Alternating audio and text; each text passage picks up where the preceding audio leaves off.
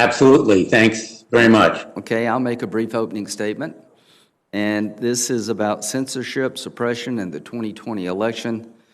Sort of a deep dive when it comes to Twitter and Facebook about the platforms and the decisions they make, how they make them. Can we do better? Do we need to do better? So the first thing I want to talk about here is health risk associated with social media. A 2018 Pew Research Center survey of nearly 750 13 to 17-year-olds found that 45% are online almost constantly, and 97% use social media platforms such as YouTube, Facebook, Instagram, or Snapchat. So why are we having this hearing? The products that these two companies offer, people like and they use. So the bottom line is they've probably been more successful than their wildest dreams, and they're having to make decisions that offend people on the left and the right. And what we're trying to do is look at Section 230 and to see if it needs to be modified or changed, because Section 230 basically allows social media platforms like Twitter and Facebook to pass on information without legal liability. If a newspaper does something you don't like, or you think they've slandered you in a certain way, you can sue them. If a news program does something that you think is out of line, even as a politician with a high bar, you can sue them. These companies have liability protection when it comes to the content that their users engage in. You can sue the person who gave the tweet, but you can't sue Twitter, who gave that person access to the world in terms of what they said. And we got to find a way to make sure that when Twitter and Facebook make a decision about what's reliable and what's not, what to keep up and what to take down, that there's transparency in the system. And I think Section 230 has to be changed, because we can't get there from here without change. But in 2019, a study of more than 6,500 12 to 15-year-olds in the U.S. found that those who spent more than 3 hours a day using social media might be at heightened risk for mental health problems. Another study, 12,000 13 to 16-year-olds in England, found that using social media more than 3 times a day predicted poor mental health and well-being in teens. Other studies also have observed links between high levels of social media use, depression, or anxiety. The average millennial checks their phone 157 times daily. I don't know how a member of the Senate, I don't know where we fall. Social media is designed to sustain users' attention with a mix of good user interface design and psychology, creating an addictive mix for users. It's called the slot machine effect, a technique which utilizes a pull to refresh and scrolling mechanisms on news feeds similar to a slot machine. The like button, a feature to provide social validation through a positive feedback loop by measuring and comparing the number of likes a user's content obtains. Gamifying social interactions, employing gamification to engage users and keep them coming back.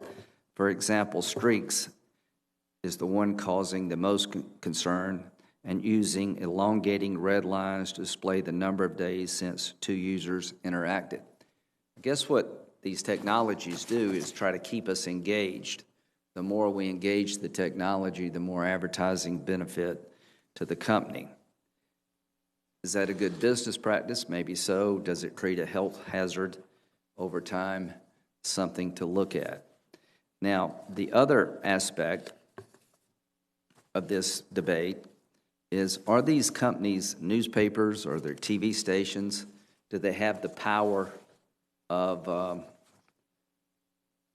media organizations that have rules and regulations, and the current media platforms do not? There are rules about what a television station can do. There are rules about what a newspaper can do. And what I want to try to find out is if you're not a newspaper at Twitter or Facebook, then why do you have editorial control over the New York Post?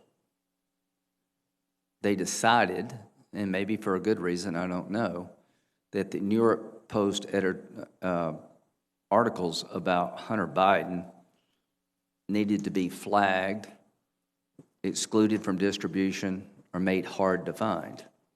That, to me, seems like you're the ultimate editor. The editorial decision at the New York Post to run the story was overridden by Twitter and Facebook in different fashions to prevent its dissemination. Now, if that's not making an editorial decision, I don't know what would be. It's one thing when we do it in our private lives. Nikki Haley made a post about her concerns about mail-in balloting. It was flagged as something, a claim this hasn't been legitimized. Let me read it to you. The next question to ask is, why is it a crime to raise doubts about the Holocaust? Why should anyone who writes about such doubts be imprisoned while insulting the prophet is allowed? Now, that's the Ayatollah.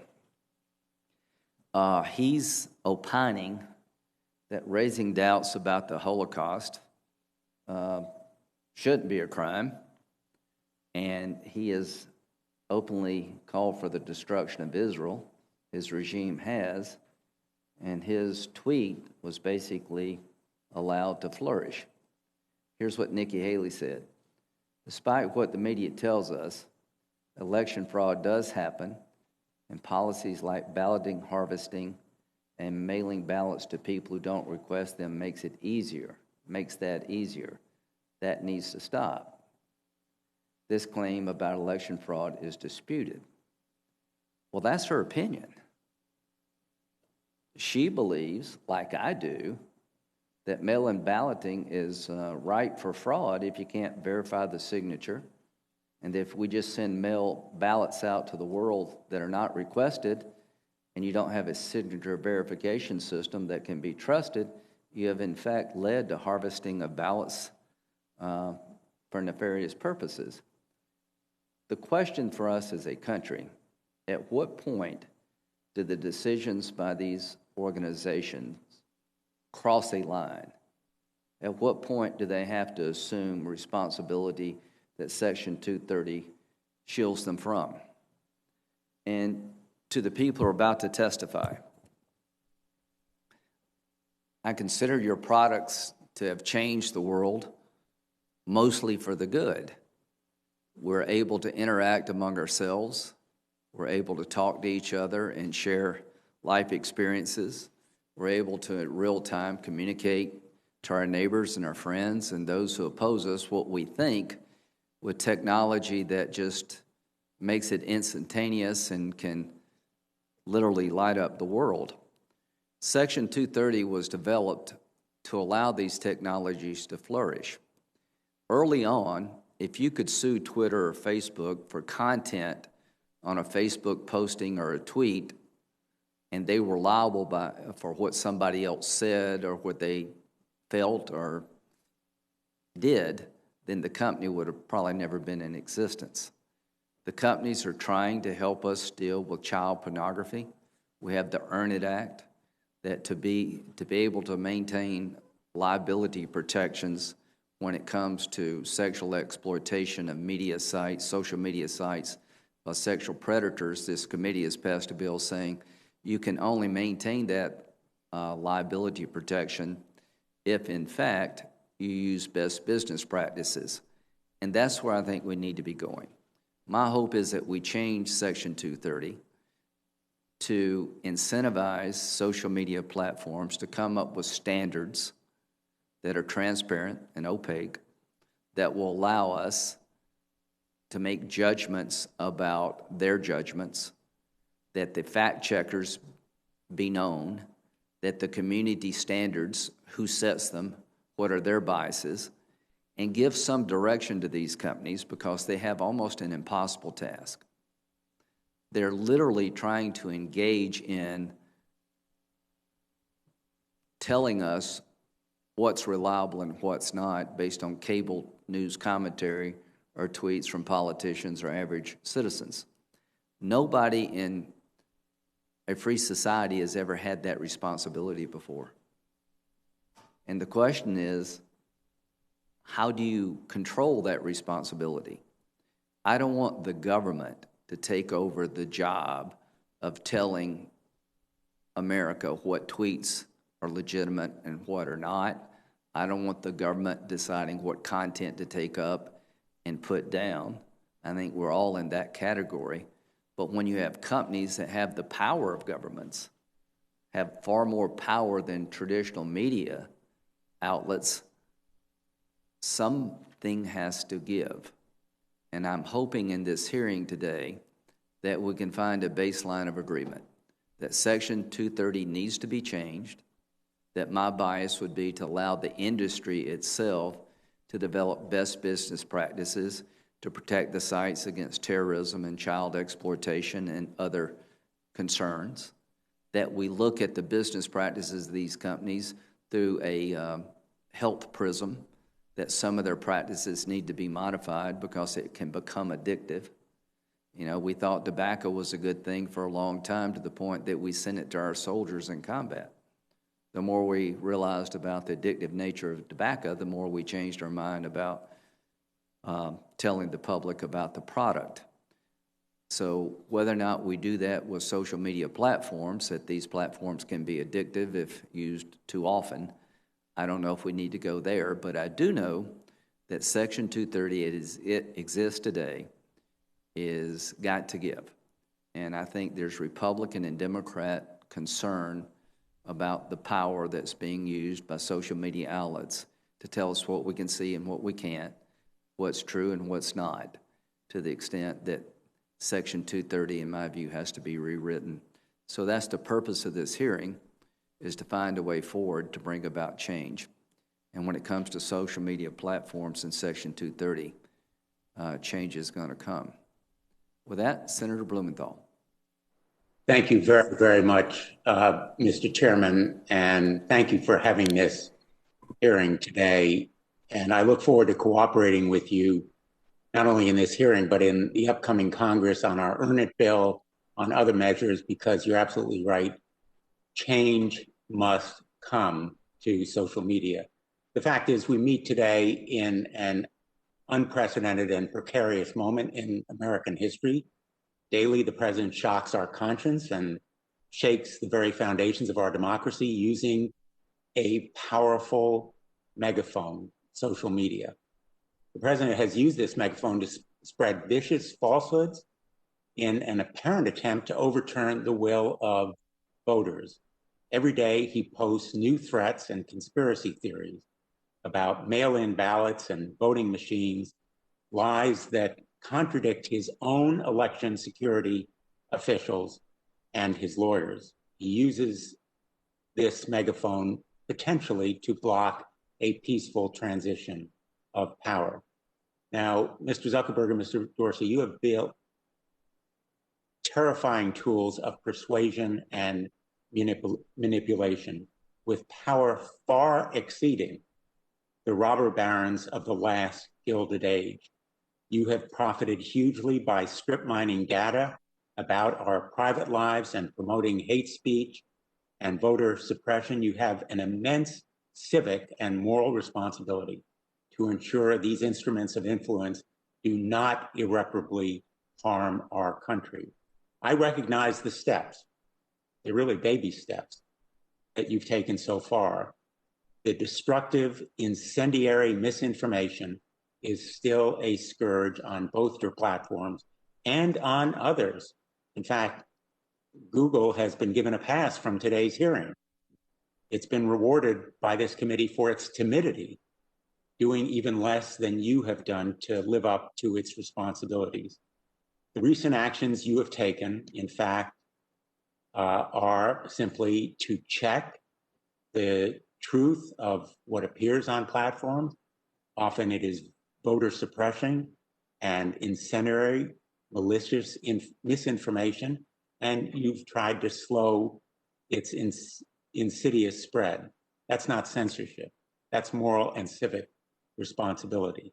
Now, I believe, and I hope the chairman agrees, that a series of hearings on big tech is long overdue on antitrust issues, on privacy concerns, and Section 230. I have urged, in fact, a breakup of tech giants because they've misused their bigness and power. Breaking off, for example, WhatsApp and Instagram. Rigorous privacy protection because consumers should have control over their own data. And indeed, Section 230 reform, meaningful reform, including even possible repeal in large part, because their immunity is way too broad, and victims of their harms deserve a day in court. But this hearing is certainly not the serious proceeding that we need. It may become a political sideshow, a public tar and feathering.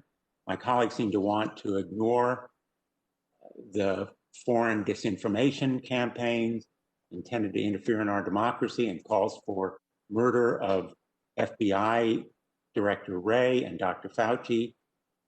What we've seen here are fighting words and hate speech that certainly deserve no free expression protection.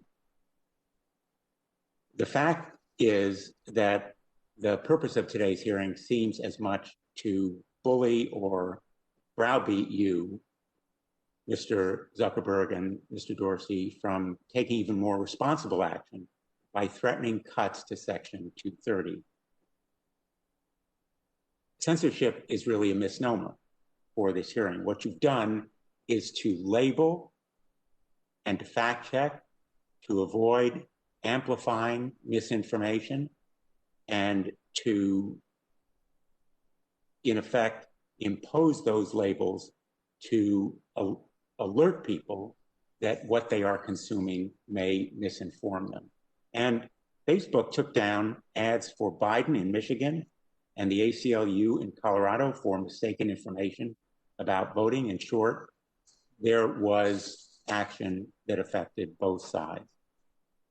I have fought for Section 230 reform for 16 years, from my time as Connecticut's Attorney General, when I took on the scourge of registered sex offenders grooming children on Facebook and MySpace. With Senator Portman, I have led passage of the only successful revision so far to Section 230, the Stop Enabling Sex Traffickers Act, known as SESTA, and Chairman Graham and I have authored the only bill to reform Section 230 that is actually moved out of a committee. This section, the EARN IT Act, passed this committee unanimously. Change is going to come, no question. Change is on the way, and I intend to bring aggressive and targeted reform to Section 230. But I am not, nor should we be on this committee, interested in being a member of the speech police. There are real harms and real victims here. And in some ways, this hearing is a betrayal of those real harms and the real victims of them. Those harms have been caused by big tech because you have failed your responsibility, as have others in this industry. I want to see real reform that will enable these abuses to be reformed, because your platforms have embraced, abused, and weaponized child predators, violent white supremacists, and human traffickers. And I've heard heart-wrenching stories from the victims. You've set back civil rights protections for Muslim Americans who live in fear of armed militias, organized by private online groups. You have set back consumers and competition, making that kind of antitrust action very, very important. The American public deserves and demands real reform and accountability, national consumer privacy rules, antitrust principles that curb predatory power, and reforms to Section 230 that stop shutting the courthouse door to victims. I look forward to an opportunity for real change, and I think you can meet this moment by putting your power and your money on the right side of history. Thanks, Mr. Chairman. Well, thank you. Lot to unpack there. Senator Blumenthal's been great to work with. I'll continue to work with you. If we keep control of the committee, Senator Grassley will be the chairman next year, and I would encourage him to have the hearings that Senator Blumenthal referenced, that this is an ongoing conversation to get it right to the extent that we can get it right. Mr. Dorsey from Twitter, are you with us, Mr. Dorsey? I am. You hear me? Thank you. The floor is yours.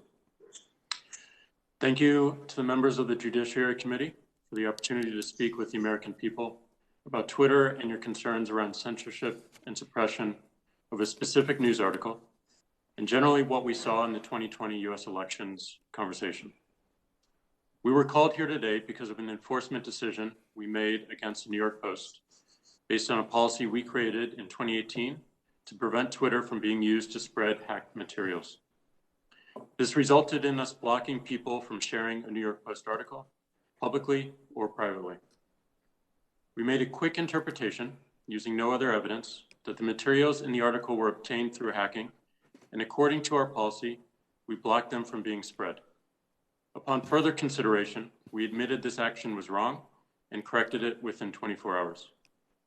We informed the New York Post of our error and policy update and how to unlock their account by deleting the original violating tweet, which freed them to tweet the exact same content and news article again.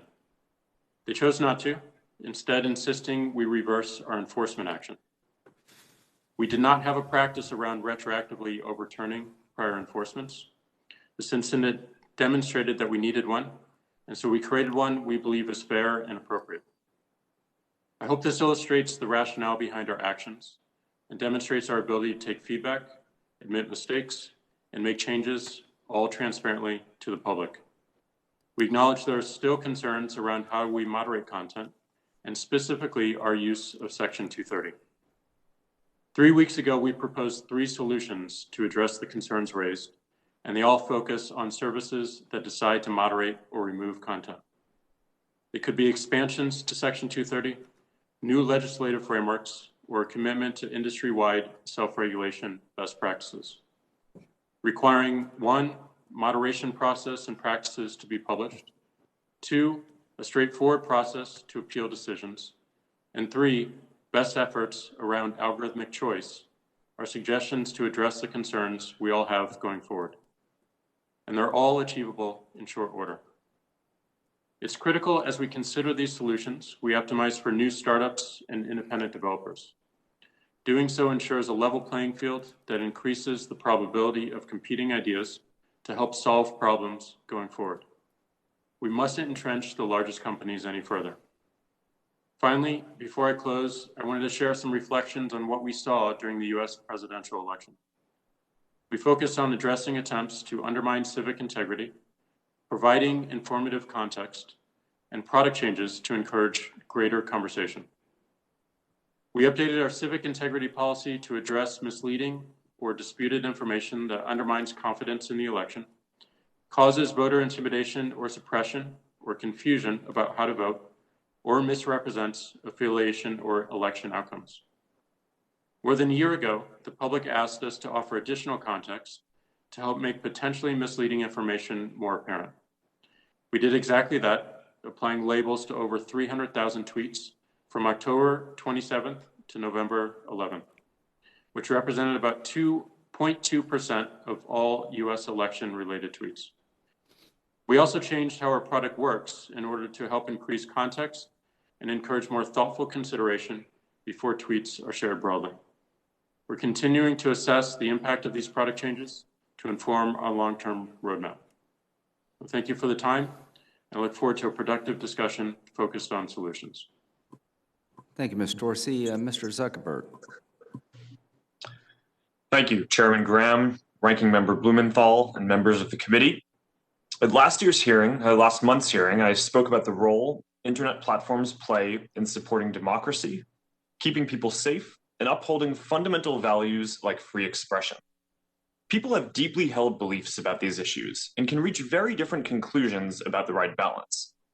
We try to do what's best for our community and the world, acknowledging that there are difficult trade-offs. I believe that some of these trade-offs and decisions would be better made through a democratic process, and I look forward to discussing that today. But first, I want to update you on our efforts during the election. At Facebook, we took our responsibility to protect the integrity of this election very seriously. In 2016, we began to face new kinds of threats, and after years of preparation, we were ready to defend against them.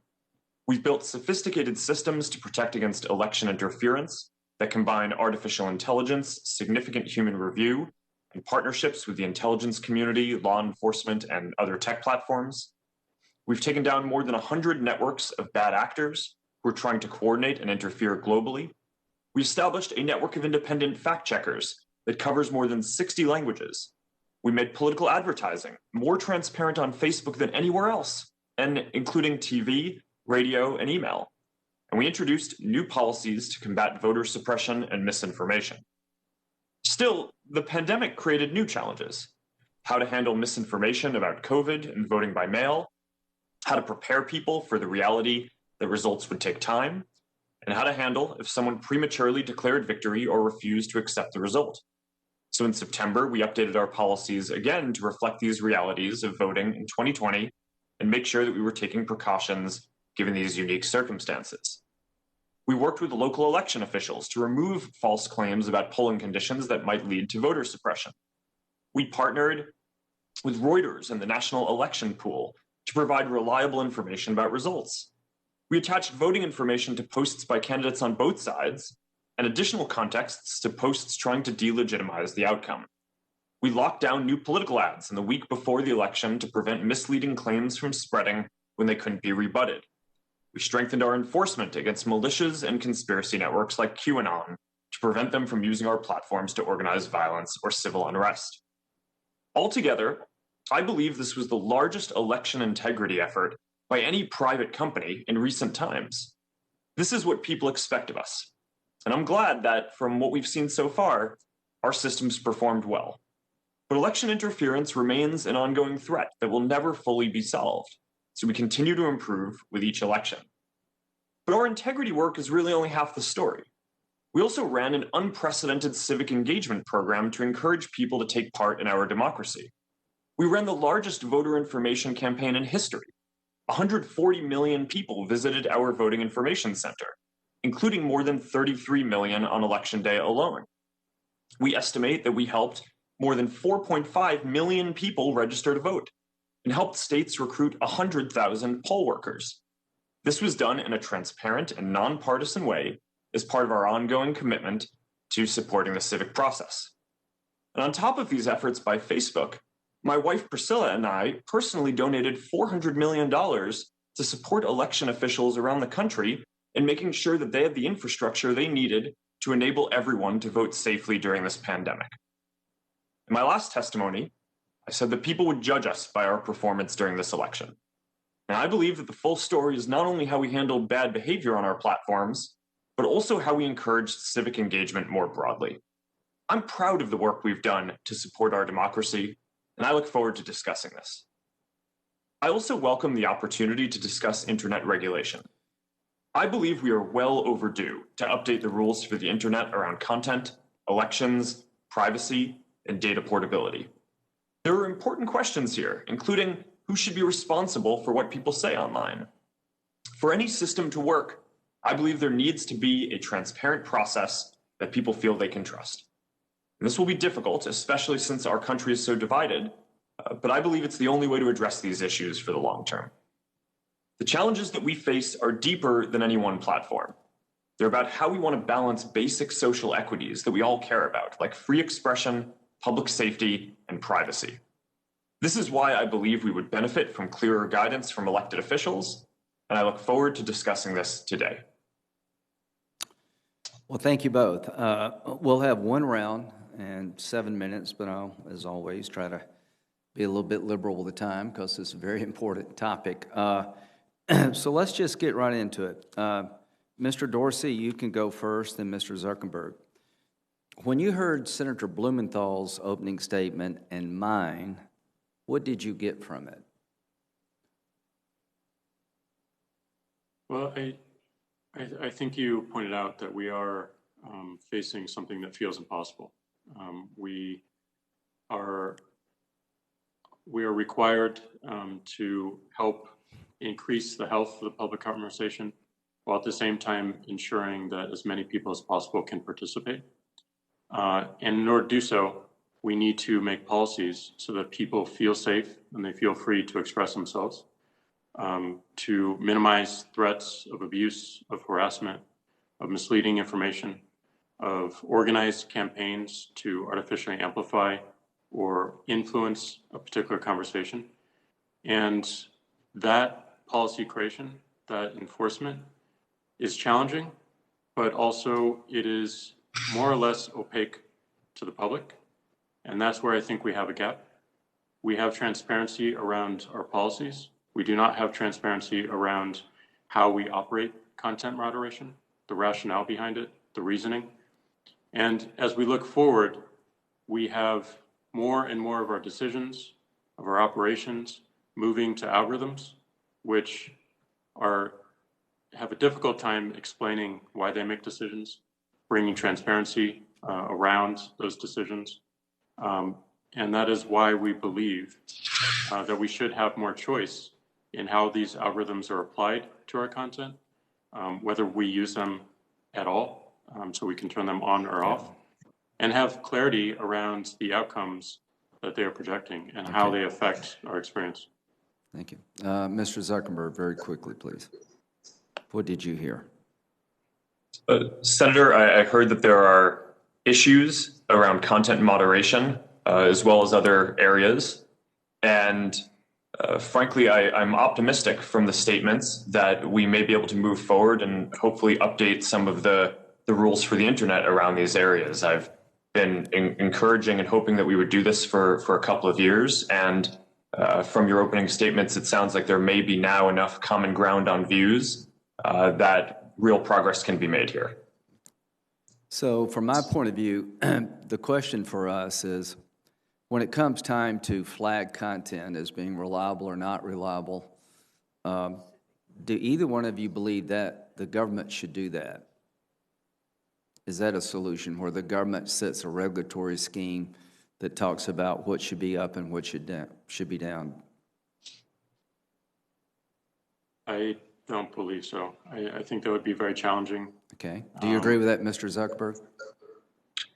Senator, for certain types of illegal content, I think it may be appropriate for there to be clear rules around that.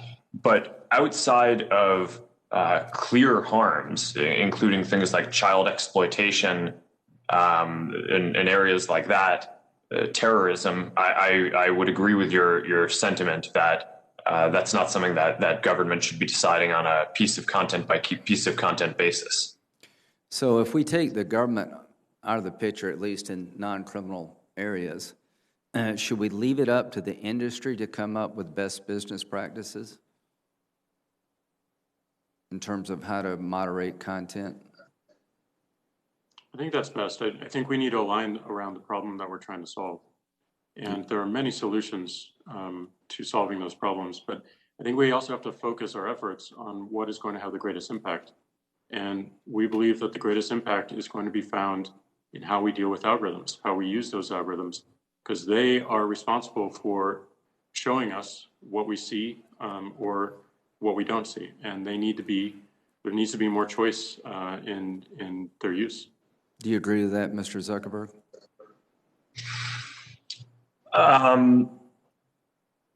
Senator, I think that there is a role for regulation in the process, even if not defining on a piece of content by piece of content basis. And one of the areas that I've advocated for is regulation around transparency that goes beyond just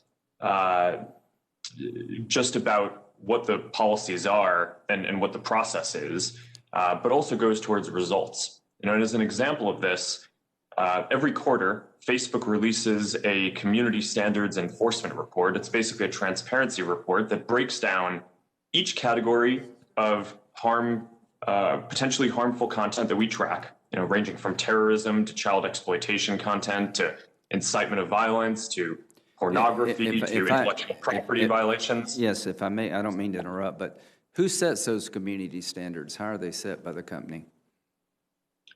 Senator, we have a policy team that consults with a number of different stakeholders and outside groups to make sure that we're getting feedback from broad swaths of our community covering all of the concerns. Is that publicly known? Senator, I believe so. And our head of content policy has testified publicly multiple times. Okay. So when it comes to fact checking, would you give us a list of the people you use to fact check? Senator, yes.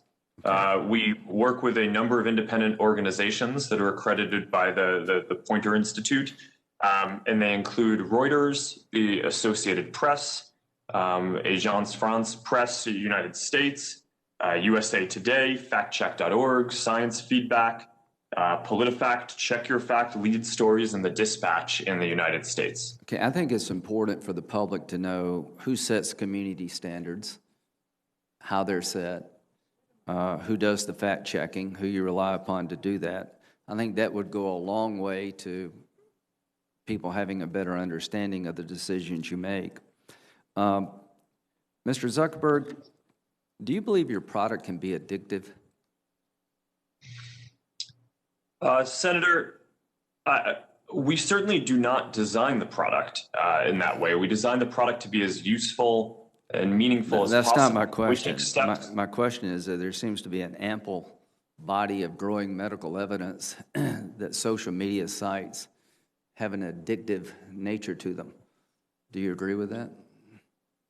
Senator, I don't think the research has been conclusive, but it is an area that we care about and study. We certainly do not want our products to be addictive. We want people to use them because they are meaningful. And we take steps to make sure that this is the case. So, for example, we don't give the team that's running Newsfeed a goal around how much time people spend on our products, which goes counter to a lot of the memes and misinformation out there around how we operate.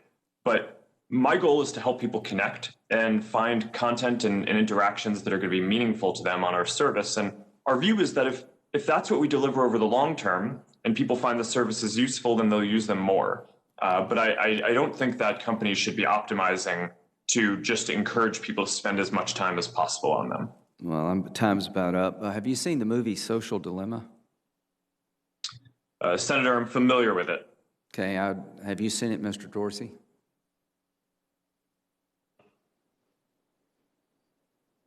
No, I have not. I would encourage both of you to see it. So here's what I think we're going to do on the committee over time, I hope, is to ask the question more directly, are these social media sites addictive? Do they have a public health component that needs to be addressed? For years, we thought tobacco was a great thing. We found out tobacco was not such a great thing. The medical science around these websites are becoming very concerning to me, particularly among children, and that you can manipulate how many times you watch. And you can set these media sites up so that people will constantly interact. So to both of you, I appreciate coming before the committee. We've got a long way to go. I don't think the government needs to regulate what we think or what we say, but we've got to up our game here. And I'll end with this last question. Do both of you support change to 230, reform of Section 230? Senator, I do. Mr. Dorsey? Yes. Thank you. Senator Blumenthal. Thanks, Mr. Chairman. Let me bring this down to very practical terms. we're in the middle of another election. This election in Georgia could determine, in fact, which party controls the United States Senate. I'm concerned that both of your companies are, in fact, backsliding or retrenching, that you are failing to take action against dangerous disinformation, exactly the same kind of voter suppression tactics that existed in the last election, and that you are, in fact, reducing content modification.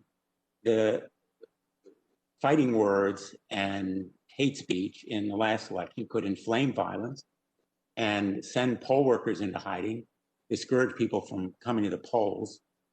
We have to expect the same kinds of malign tactics. In fact, they are already visible, and I'm going to ask, Mr. Chairman, that these posts and tweets be entered into the record, if there's no objection, that are aimed at delegitimizing the election in January.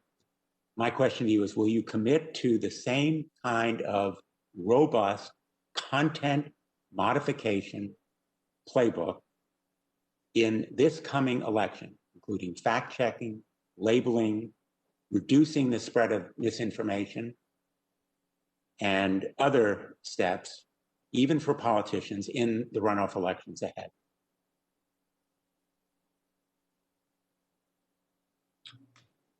Senator, our policy is to have a similar approach in the upcoming Georgia special elections that we took during the general election. Mr. Dorsey? Yes, we do. We intend to learn from all of our experience with this election and bring all that learning going forward to make it more robust. During the past election, there was rampant disinformation on social media in Spanish-speaking sites, repeating QAnon conspiracies and false claims of election rigging. In my view, you need to do better. Will you commit to taking steps to improve content modification for Spanish-speaking communities before the Georgia runoff? Senator, this is something that we are already working on and worked on ahead of the general election. We have multiple fact checkers who focus on the Spanish as a language, and we made sure that we translated our voter information center into Spanish, which we showed at the top of Facebook and Instagram to everyone who uses those products in Spanish in the U.S. Those are a couple of the steps that we've taken, and we're certainly committed to focusing on this. And yes, we will, in partnership with Latinx civil rights groups. I'd like you to know, and perhaps you could submit to me within 1 week, what additional steps you're going to take, because this Georgia runoff is underway. And as I've indicated, I've seen a backsliding and retrenchment that is very deeply troubling, that have enabled the spread of this disinformation, the restarting of certain algorithms, for example, that promote or amplify misinformation, is very, very troubling. And I think I want to know within a week what additional steps you're taking to enhance the efforts to stop this kind of amplification and spread. Let me ask about Facebook community standards, which ban language that, quote, incites or facilitates serious violence. As you know, on November 5th, Steve Bannon, in a Facebook Live video, called for beheadings of Dr. Fauci and FBI Director Wray for not acting more favorably toward President Trump. Twitter banned Bannon for these remarks. You removed the video, Mr. Zuckerberg, but on Thursday, you reportedly told Facebook employees that Bannon had not violated enough policies that he should be banned from Facebook. My question to you is, how many times has Steve Bannon allowed the call for the murder of government officials before Facebook suspends his account? Senator, as you say, the content in question did violate our policies and we took it down. Having a content violation does not automatically mean your account gets taken down, and the number of strikes varies depending on the type of offense. So if people are posting terrorist content or child exploitation content, then the first time that they do it, then we will take down their account. For other things, it's multiple. I'd be happy to follow up afterwards. We try not to disclose these. Taking down his account? Sorry, I didn't hear that. Will you commit to taking down that account, Steve Bannon's account? Senator, no, that's not what our policies would suggest that we should do in this case. According to the internal records that are on the record now, leaked by NBC News, Facebook has removed fact checks and forgiven infractions for conservative pages and pundits such as Breitbart, Donald Trump Jr., Eric Trump, and Gateway Pundit, based on a fear of accusations of bias. Has Facebook avoided penalizing or fact-checking conservative pages that had violated its policies based on concerns of political bias and allegations of bias? Senator, no, we haven't done that. And I think that those reports mischaracterize the actions that we take. I'm not aware of any instance where we have overturned a fact check specifically. And certainly no action like that would be taken for the reasons that you're saying. What we do sometimes is apply some judgment on whether the repeat offender policies would render too harsh of a penalty, but that's different from overturning a specific fact check, and is not done for the reasons that you said. Well, I'm very concerned that, in fact, Facebook seems to have a record of making accommodations and caving to conservative pressure, and the president has tried to use an executive order on Section 230 to again bully or browbeat and exert pressure on you and others in this industry. They're, in effect, working the refs, and they're winning. Let me ask you about antitrust issues. In 2013, Facebook bought Onavo, which is a virtual private records network that claimed to protect users' privacy. In fact, Onavo's access to private information about its users provided Facebook with unparalleled ability to track potential competition. I want to know whether Facebook used data from Onavo when it decided to purchase WhatsApp in 2014. Senator, I believe that data from Onavo was one of the sources that the team looked at, but I don't think it would have taken using Onavo to understand that WhatsApp was a great product. And I don't think that was determinative in my decision to pursue that. Well, in fact, the House antitrust report says Onavo data was used to determine whether WhatsApp was, quote, killing Facebook Messenger, end quote. My time has almost expired, but let me just say finally that antitrust action by the Federal Trade Commission is long overdue. I believe that decisive action is necessary, including very likely breaking up Facebook as a remedy.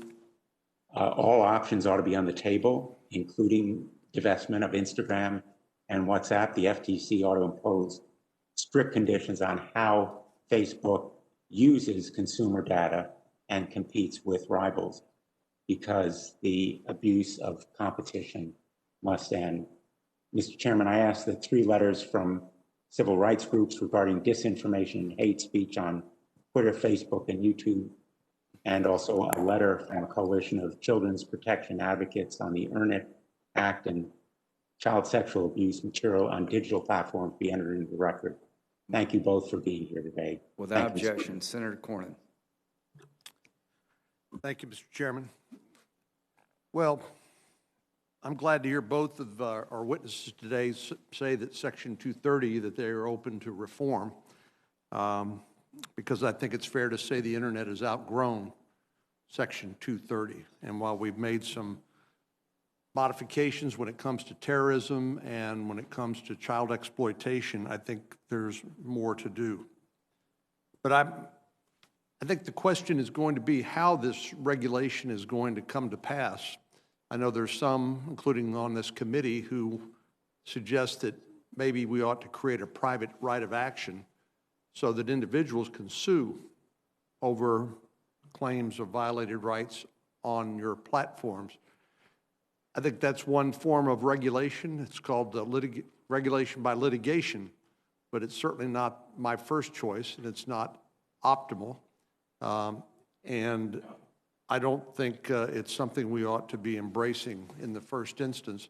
But I do think it's critical that each of you and your counterparts work with us to try to come up with something that will address the concerns. And the basic concern I have is it's hard to know exactly how to classify your business model. It's we have a provision in the Bill of Rights protecting freedom of the press, but yet here, while we would never let the government regulate what the press writes or doesn't write, essentially we are allowing private companies, which are now de facto public forums, to regulate that speech. And I'm no more comfortable delegating those decisions to you than I am delegating to you my vote in the last or upcoming elections. You know, Louis Brandeis famously said that the solution for bad speech is not less speech, it's more speech. And it seems to me like the practices that you are engaging in to tag, remove, and otherwise censor speech on your platforms violates that principle. And I'd like to know why that shouldn't be a better approach by allowing more speech rather than censoring what is perceived as bad speech. And then, as I think I've discussed with you, Mr. Zuckerberg, I think we're all sort of struggling to come up with what the appropriate analogy here is to your business model. We know as newspapers have become less profitable and many of them gone out of business, there's been consolidation in the news media. There is a proliferation of cable TV shows and people being able to get information through a variety of sources, but there's no Walter Cronkite or the big TV networks that with the trusted anchor person who people have confidence in, that they will shoot with them straight. And so I know it's a very difficult thing to manage, but I would just encourage both of you not to wait for the lawsuits. We saw what happened to Microsoft. I think Bill Gates said that was one of his biggest mistakes, failing to engage with some of the antitrust concerns when it came to Microsoft, and he learned that the hard way. And I think there is a better way for the American people, and that's if we work on this together. Mr. Zuckerberg, I believe that Facebook publishes on a quarterly basis a report of its actions in this area. Is that correct? Senator, that's correct. And could you describe that for us and what motivated you to undertake that sort of transparency? Yes.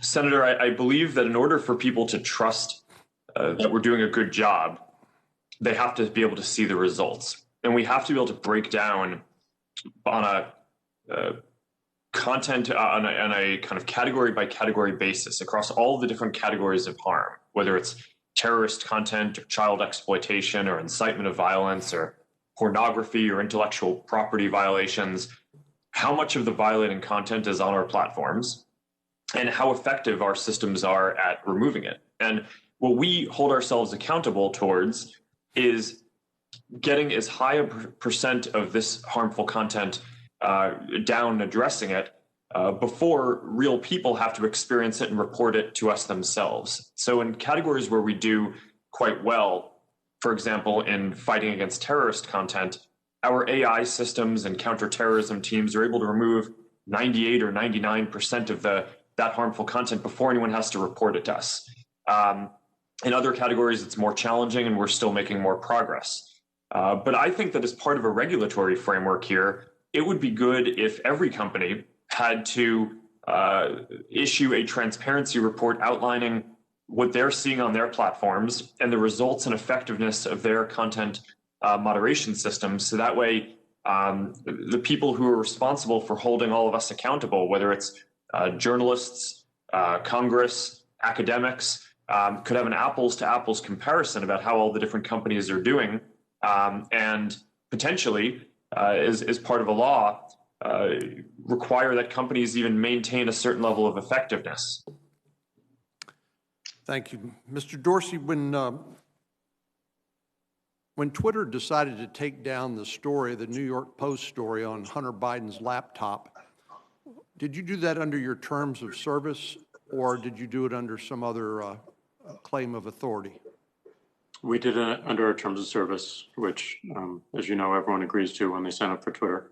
And this was a policy around distribution of hacked materials. We did not want Twitter to be a distribution point for hacked materials. Well, you do realize that by taking down that story, you probably gave it more prominence and more visibility than it ever would have gotten had you left it alone. We realize that, and we recognize it as a mistake that we made, both in terms of the intention of the policy and also the enforcement action of not allowing people to share it publicly or privately, which is why we corrected it within 24 hours.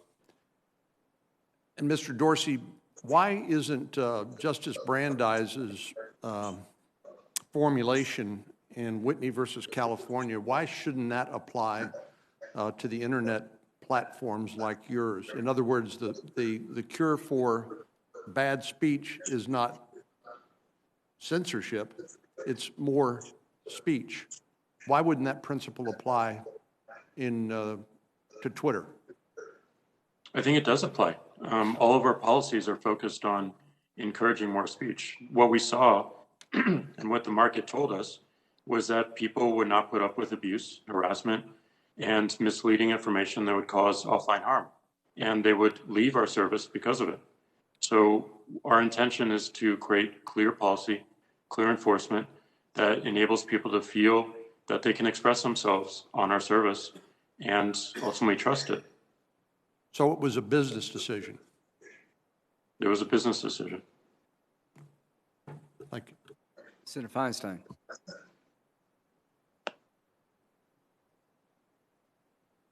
Thanks very much, Mr. Chairman. Mr. Dorsey, in recent hearings before the Senate Commerce Committee, you said, I think, that Twitter has a policy against misinformation relating to civic integrity. President Trump and his allies have tweeted hundreds of false claims about the 2020 election.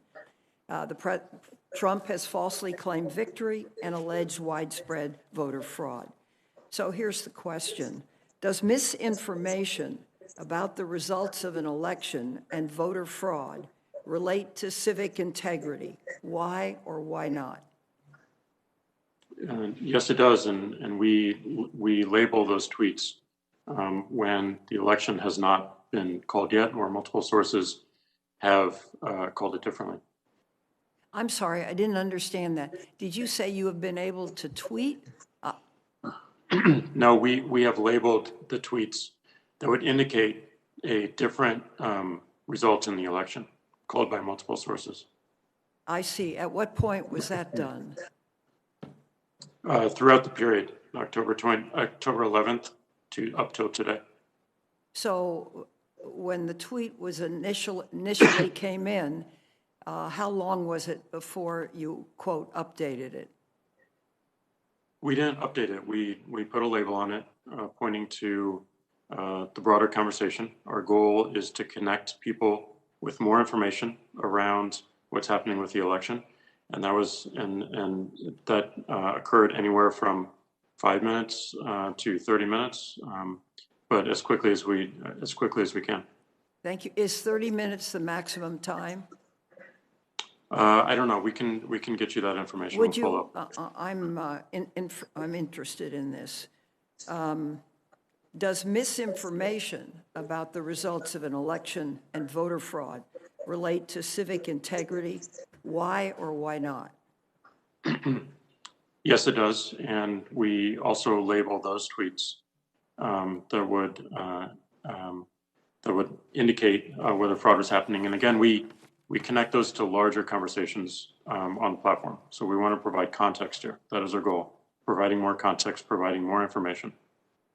Okay, now a specific question, and I'm not sure actually what the answer to this should be, but on November 7, President Trump tweeted, and I quote, "I won this election by a lot," end quote. Obviously, that's not true. President Trump lost the election. The warning label that Twitter has applied to the tweet says, and I quote, "Official sources may not have called the race when this was tweeted," end quote. Do you believe that label goes far enough to prevent the tweet's harms when the tweet is still visible and not accurate? I do, because it's not just the surface level label. It points to a collection of news articles, of information and conversation that gives you an expansion on what's happening with the election. I guess you see, my concerns are that these tweets arouse people. And it seems to me that the entity that runs this operation ought to have an understanding that when there is a major situation, that the tweets can play a unique role in either reassuring or stirring people up to unacceptable levels. Could you comment on that? Well, I agree in spirit. I mean, our policy is focused on misleading information around the election and the civic process to provide greater context, to provide additive information so that people can make decisions around what's happening within the election. And that is 3 phases. That's the run up to the election, that's election day, and also the phase we're in right now, post-election. So our policies and enforcement are focused on providing more information, more context to people in those 3 phases. Well, let me give you a specific. On November 7, President Trump tweeted this: "I won this election by a lot," end quote. That's obviously not true. President Trump lost the election. The warning label that Twitter has applied to the tweet says, and I quote, "Official sources may not have called the race when this was tweeted," end quote. Now, here's the question. Does that label do enough to prevent the tweet's harms when the tweet is still visible and is not accurate? I believe it's really important that we show people a broader context, and that is the intention of the label. It is not just text below a tweet. It is a link to connect to a much larger conversation and news articles across the spectrum. Well, give me an example of what would have to happen before the situation would warrant a stronger response. Well, we did have stronger responses during Election Day and the week after, where we did put an interstitial, meaning that you had to click through to see the content of the tweet, and it limited spread for anything that went against our civic integrity policy, including premature calls to election results. Well, let me give you one more. On November 12, President Trump tweeted a conspiracy theory that 2.7 million votes for him were deleted. The warning label that Twitter has applied to that tweet said, quote, "This claim about election fraud is disputed." Now, here's the question, and I think it is a tough issue. Do you believe this label does enough to prevent the tweet's harms? When the tweet is still visible, it's a highly emotional situation, but the tweet has no factual basis. But the tweet has a link to more information, to more conversation and more context that informs the situation, what's happening. So I do believe that connecting people to the larger conversation, giving them more context, is the right path here. But they have to move to solicit that contact, right? It's not contained as an addendum to the original tweet. The label is an addendum to the original tweet, and if you tap on it or click it, you will go to an expansion of the information. I see.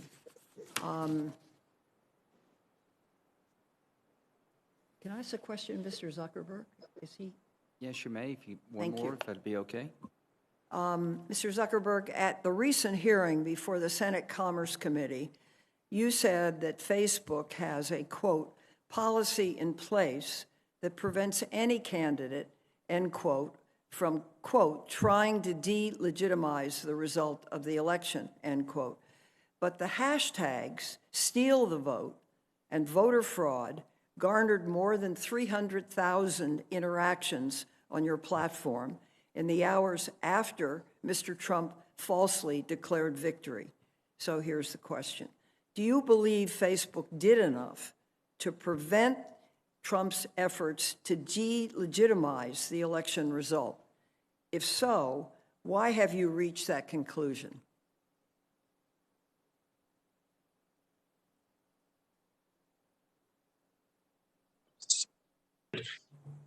Senator, I believe that we've taken some very significant steps in this area.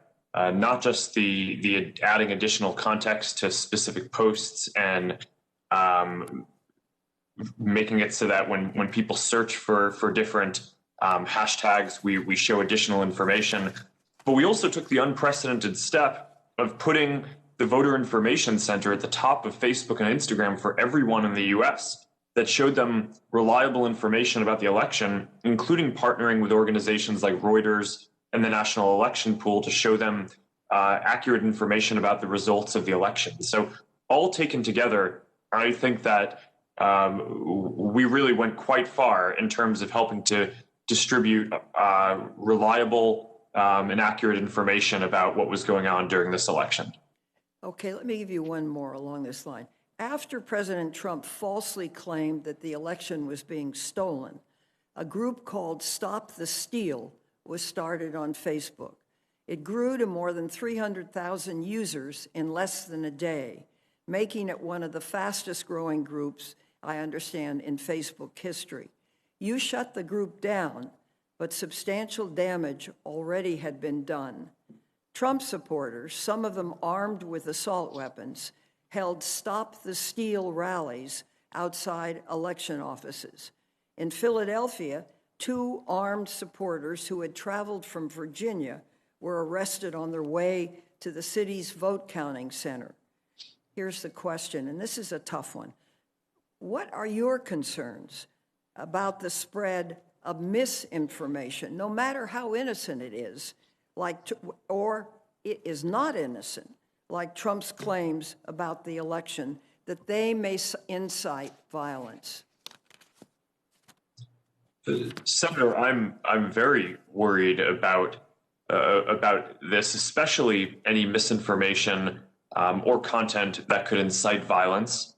And during such a volatile period like this, one of our top priorities is making sure that people don't use our platform to organize any violence or civil unrest. And that was the basis under which we took that group, because there were a number of members who were posting potentially violent or encouraging violent comments that violated our policies.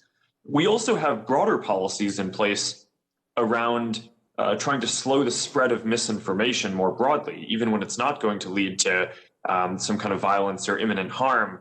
And that's why we've created this independent fact-checking program where we work with more than 80 partners around the world to help do fact-checking, because people in our community have told us they don't want to see misinformation, but they also don't want us to be deciding what is true and false.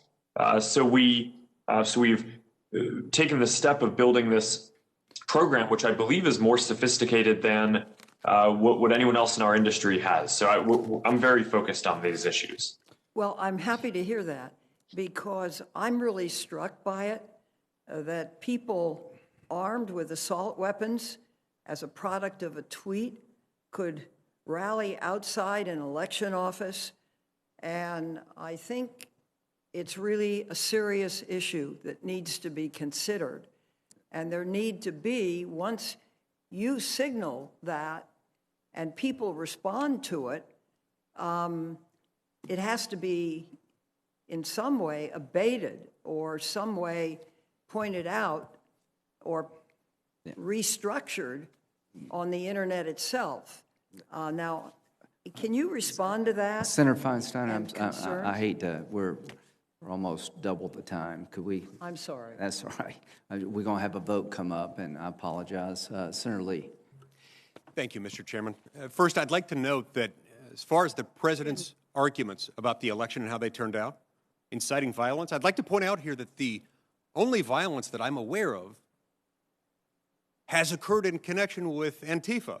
Antifa's response to pro-Trump peaceful rally attenders. So I don't quite understand that. Maybe we'll have a chance to dwell on that more in a minute. But first, I want to talk a little bit about federal law, existing federal law, and what it requires. Section 5 of the Federal Trade Commission Act prohibits businesses from engaging in unfair or deceptive trade practices. Compliance with this particular law requires that there be some consistency between what a company represents as their practices and their products and what they actually are. In other words, you can't sell one thing and provide another under the guise of providing something different than what's being sold. Both Twitter and Facebook represent and have represented for years to their users, their customers, that they take a neutral approach to election content moderation. However, as we've heard today, and as we will continue to hear today and into the foreseeable future, there are instances in which your platforms are taking a very distinctively partisan approach, and not a neutral one, to election-related content moderation. For example, just days before the election, Twitter suspended the account of Mark Morgan. Now, Mark Morgan is the commissioner of the U.S. Customs and Border Protection Office. And they suspended Commissioner Morgan's Twitter account, specifically for a tweet celebrating the success of the U.S. southern border wall. Apparently, Commissioner Morgan's tweet, his comments about the border wall, violated Twitter platform rules governing what it calls hateful conduct. Now, I've read the offending post, and the offending post from Commissioner Mark Morgan reads as follows. At CBP and the Army Corps of Engineers, continue to build new wall every day. Every mile helps us stop gang members, murderers, sexual predators, and drugs from entering our country. It's a fact. Walls work. Period. Close quote. Mr. Dorsey, can you tell me, in one sentence, what exactly is hateful about Commissioner Morgan's tweet that I just read? Well, we evaluated this tweet again, and we found that we were wrong.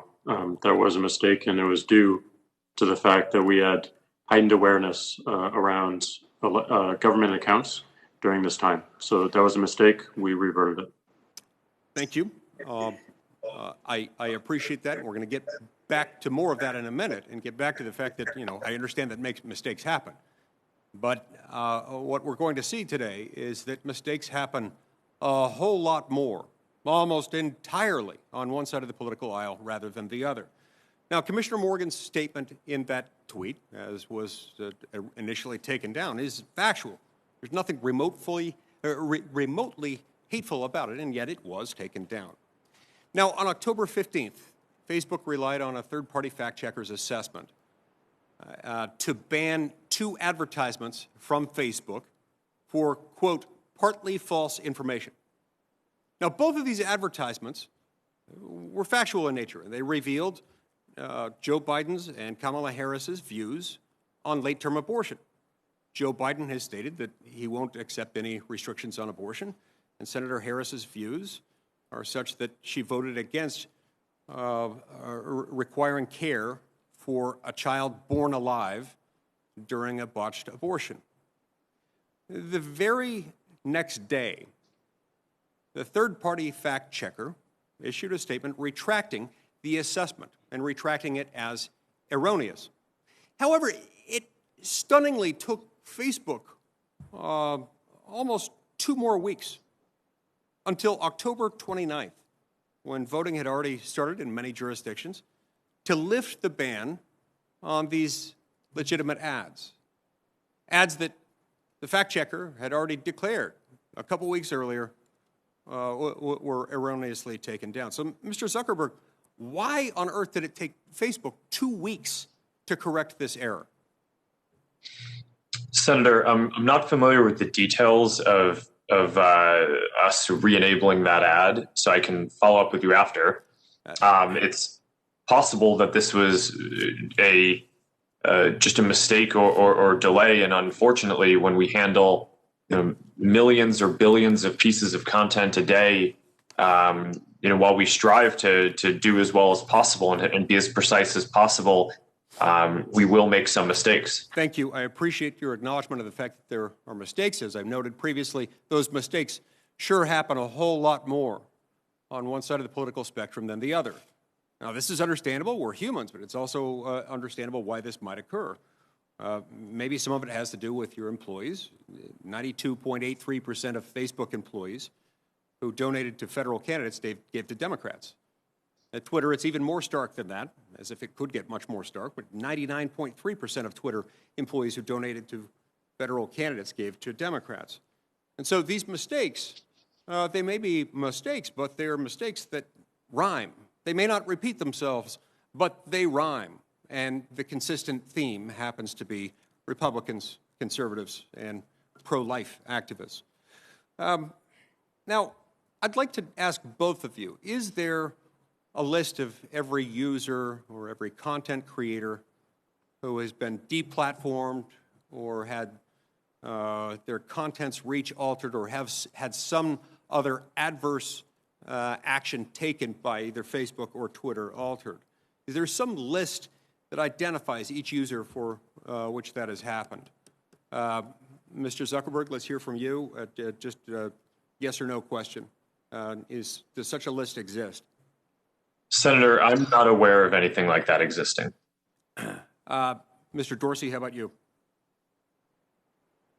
Not exactly sure what you're asking, but Yeah. we certainly... Simple question. Do you have a list of people, your users or content creators, who have had some adverse action taken against them, either being deplatformed or having their reach altered or something because of the content of their posts? Well, certainly whenever we take an action, it's recorded somewhere in a database, but I'm not sure if that's your intent. No, that's helpful. So what I'm hearing from both of you is that while there may not be an actual list, and I'd like you both to check to see if such a list exists, but even if there isn't, there is a de facto list because you have within your databases records of occasions when this has occurred. And so I'd like to ask both of you, if such a list exists, please send it to me. I'd like to see it. If such a list does not exist, you certainly do have the data necessary in order to generate some, and I request as a member of this committee that you generate such a list and provide it to me. Thank you very much, Mr. Chairman.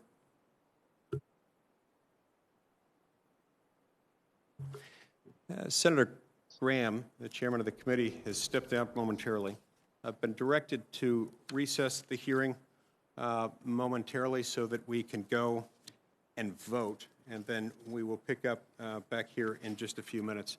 I would like to, as long as I have the gavel momentarily, I'm going to ask one more question before I leave to go vote, and then we'll recess the hearing after this And question. could I ask when we're coming back? I've been waiting to ask questions Yeah. for an hour now. Yeah, we'll be coming back as soon as Senator Graham returns. He left to vote in just a moment ago. He'll be back.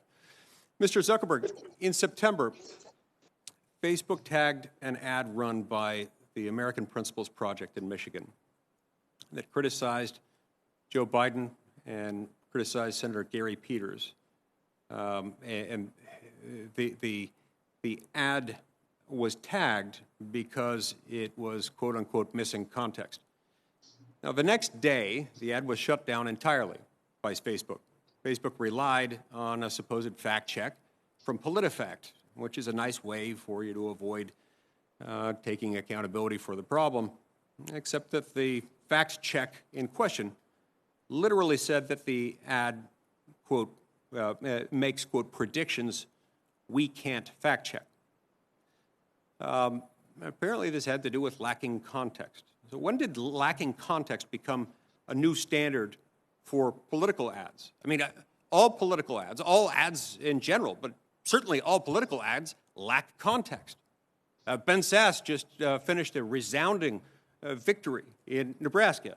And I haven't seen his TV ads, but I'm sure they're brilliant. This guy's made for television. He's with or without the beard. And I'm sure his ads didn't say, Ben Sasse, great senator, but not that great of a hockey player. Or there is always context that is lacked out, that is lacking, left out in any advertisement.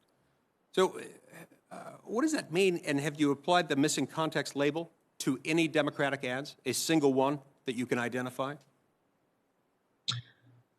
Senator, I'm not familiar with that specific standard, but as kind of a background on the fact-checking program, the basis of this is that we have heard resoundingly from our community that people do not want to see misinformation and believe that it is a problem. But people also believe that they do not want Facebook to be the arbiter of truth in deciding everything that is true and false. And for what it's worth, I strongly agree with that. And I do not think it is the right thing for us to assume that role. So within those bounds, we've tried to create a fact-checking program that works with independent third parties who have been accredited by the Poynter Institute for Journalism, which I think is widely respected. And we give those fact-checkers the latitude to determine whether ads or other content on our service is accurate, and if not, we apply some demotions or we prevent them from being run as ads. I can follow up in more detail afterwards on the specifics of your questions, since I'm not as familiar with them right now. I would appreciate that very much if you'd be willing to do that, because it's not only inconsistent with logic and with what the standards that apply in every other advertising context that I'm familiar with. It's also inconsistent with what Facebook itself does. Just to give you some context for that, while we're talking about missing context, I recently posted something about the election on Facebook. And my Facebook post was almost immediately tagged with the following, quote, election officials say that voter fraud, which is historically rare, has not affected the outcome in this election. They have confirmed that mail-in voting was conducted in accordance with state voting rules, close quote. Now, I find this a little disturbing. Tag, to me, sounds a whole lot more like state-run media announcing the party line rather than a neutral company, as it purports to be, running an open online forum. This kind of editorializing insulates people from the truth, and it insinuates that anyone concerned about voter fraud must be crazy. It also states it as if it were an irrefutable, neutral, objective fact.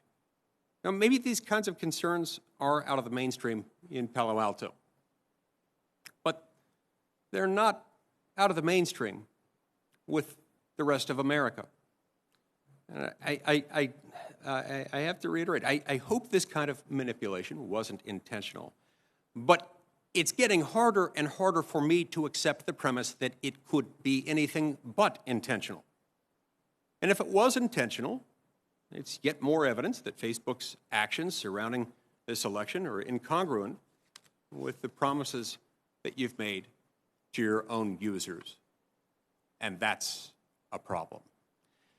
Consistent with the directions I've been given by Chairman Graham, we're now going to recess. I predict we'll be in recess for no more than 10 or 15 minutes until Chairman Graham returns. We stand in recess.